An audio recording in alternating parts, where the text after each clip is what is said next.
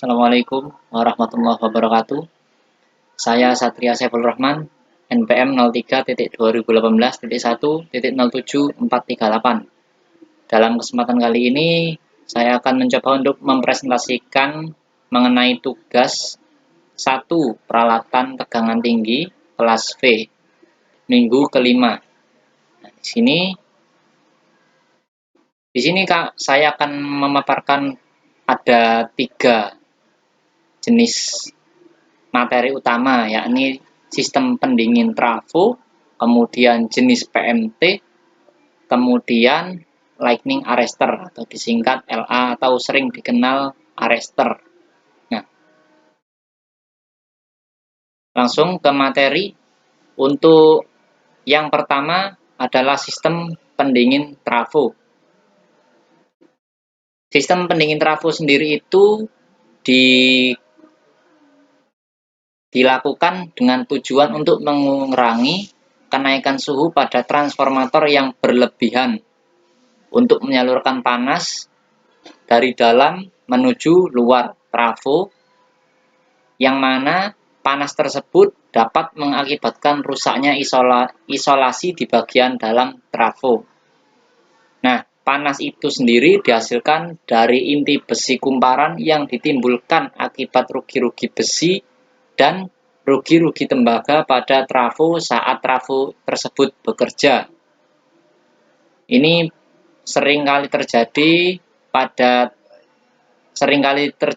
panas itu pada trafo tenaga utamanya ataupun trafo distribusi yang dia step down. Nah, itu bebannya melebihi dari kapasitas trafo itu sendiri, sehingga sistem pendingin itu bekerja secara maksimum. Kemudian yang kedua, tipe-tipe sistem pendingin transformator atau trafo. Di sini ada 11 macam sistem pendingin. Yang pertama, AN. AN itu air nature. Nah, air itu udara, nature itu alamiah, berarti udara alami. Nah, ini sistemnya di luar trafo, artinya sistem pendinginan ini dilakukan oleh udara di luar trafo secara alami tanpa bantuan peralatan tambahan.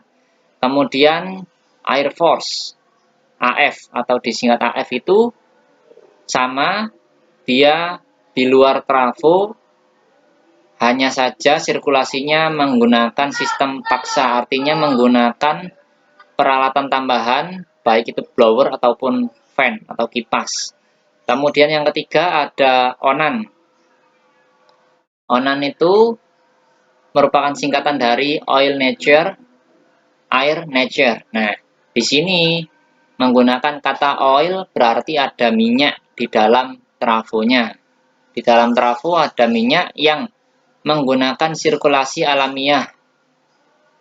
Kemudian ada juga bantuan udara secara alami. Kemudian yang keempat adalah sistem ONAF, Oil Nature Air Force. Nah, minyaknya berada di dalam trafo secara sirkulasinya secara alami.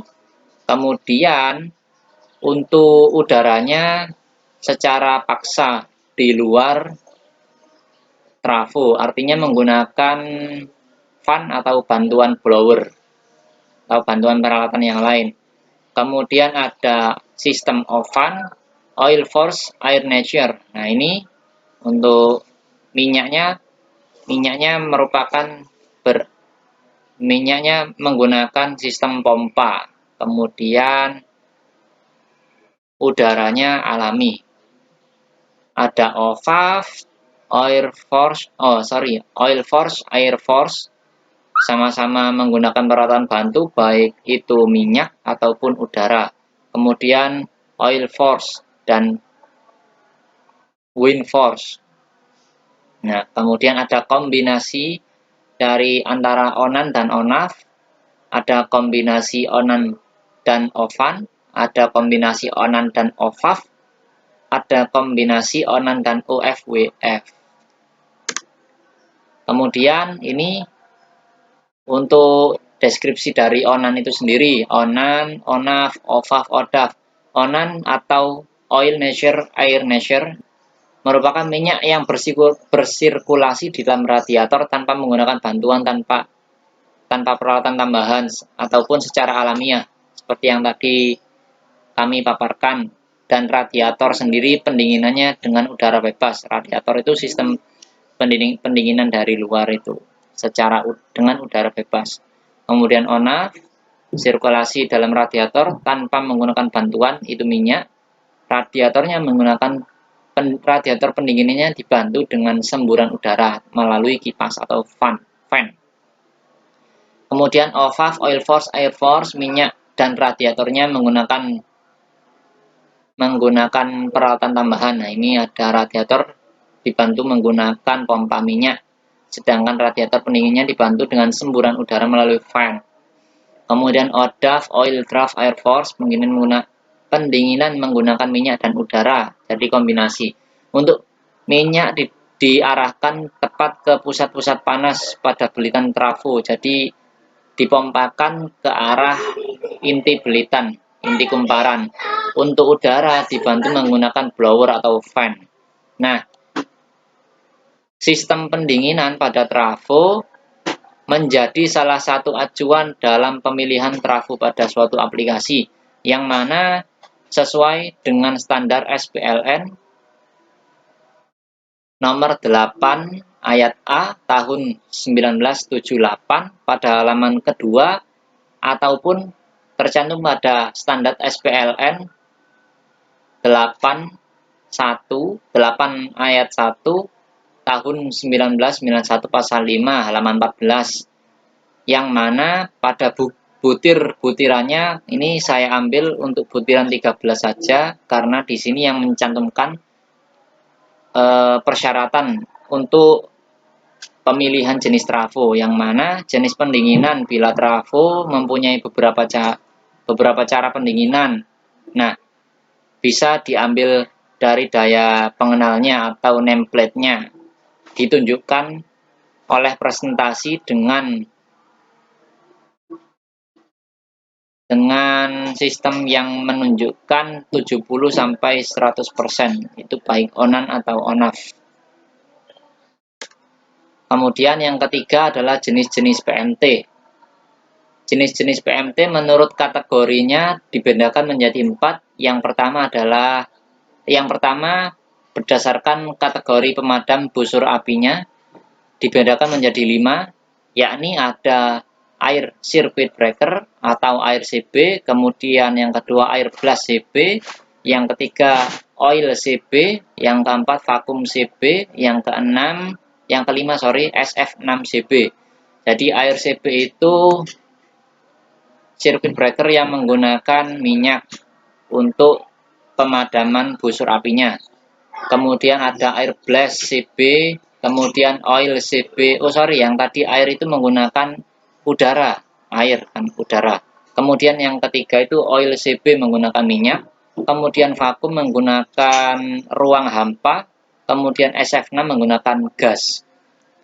Kemudian yang kedua, jenis-jenis PMT dibedakan berdasarkan desain eksternalnya, ada dead tank dan live tank. Kemudian yang ketiga, jenis-jenis PMT yang dibedakan berdasarkan lokasi penempatannya, ada indoor CB, circuit breaker, dan ada outdoor CB, outdoor circuit breaker. Kemudian yang dibedakan berdasarkan tegangan kerjanya ada 4, yakni circuit breaker tegangan rendah. Ini ada modulnya, ada MCB atau modul circuit breaker itu untuk tegangan rendah. Kapasitasnya untuk listrik bertegangan 220 sampai 380 sampai 400 volt lah. Dibedakan jadi 1 fase dan 3 fase. Kemudian circuit breaker tegangan menengah itu untuk tegangan kerjanya sendiri senilai 20 kV, 20.000 kV. Nah, itu bentuknya yang seperti ini nih, ini ya. Dan ini juga, ini bisa jadi 20 volt ataupun bisa bentuknya sama sih, hampir sama dengan yang ada di kubikel gardu induk. Nah, ini kalau untuk ini circuit breaker, cuman ini untuk di jaringan. Ini bisa jadi rack closer ataupun LBS, load break switch, yang motorized. Kemudian yang ketiga adalah circuit breaker tegangan tinggi. Nah, ini difungsikan di gardu induk seperti ini atau yang seperti ini. Nah, tinggal modelnya, model indoor atau outdoor. Kemudian ada circuit breaker tegangan ekstra tinggi. Untuk circuit breaker tegangan ekstra tinggi pasti untuk lokasinya di outdoor ya, luar, di lapangan, di switchyard-nya biasanya. Kemudian yang keempat adalah jenis arrester, jenis ekspulsi. Nah, ini gambarnya ditunjukkan seperti ini. Untuk LA jenis ekspulsi sendiri memiliki ciri-ciri yang memiliki dua celah api, yang satu di luar badannya, di luar bodi, yang satunya berada di dalam bodinya. Nah, celah satu itu berupa elektroda batang yang bersifat konduktor. Ini elektrodanya. Nah, ini elektroda batangnya. Kemudian celah yang kedua berada di dalam tabung berbahan fiber ataupun keramik ataupun polimer juga bisa, yang berisikan gas. Kemudian prinsip kerja daripada LA jenis ekspulsi itu sendiri, ketika terjadi gangguan atau terjadi tegangan lebih, maka pada celah satu berarti elektroda batang terjadi loncatan busur api atau flashover yang akan turun ke dalam tabung fiber milik celah 2. Nah, jadi kalau ada tegangan, ini konduktornya berada di sini. Jika ada terjadi surja lebih, surja petir atau tegangan lebih, nah, tegangan akan melalui sini. Jadi di elektroda ini nanti akan muncul bunga api atau loncatan api. Nah, kemudian masuk ke celah yang kedua, masuk ke dalam tabung fiber yang di dalamnya sudah berisikan gas. Untuk temperatur pelepasan dari busur api menimbulkan tekanan dalam tabung fiber sehingga akan menghasilkan uap. Di dalam tabung fiber akan menghasilkan uap. Uap yang dihasilkan oleh tabung fiber akan bercampur dengan busur api. Jadi di dalam tabung fiber itu ada gas yang menghasilkan uap. Nah, jika terjadi loncatan api, maka akan membinasakan busur api dan mengusir uap gas yang tak berpenghantar keluar tabung gas. Dengan demikian, busur api akan cenderung mengikuti pelepasan peralihan transient atau transient discharge ke ground tanpa ada kekuatan selama gelombang tegangan lebih terakhir. Kemudian yang kelima, untuk arrester yang berjenis katup. Arrester jenis katup ini sangat sering dapat kita temui di jaringan-jaringan milik PLN di perkotaan. Sering juga didapati atau diperhatikan di dalam untuk di konstruksinya di salah satu komponen yang berada di gardu distribusi juga bisa. Komponen ini biasanya bisa ditemukan di dekat trafo distribusi. Alat pengaman arrester jenis katup atau valve ini terdiri dari sebuah celah api atau spark gap yang dihubungkan secara seri dengan sebuah tahanan non-linear, di mana ujung dari celah api dihubungkan dengan kawat fasa, sedangkan ujung dari tahanan katup dihubungkan ke ground. Prinsip kerjanya, sekian dari saya. Mohon maaf bila ada kesalahan. Assalamualaikum warahmatullahi wabarakatuh.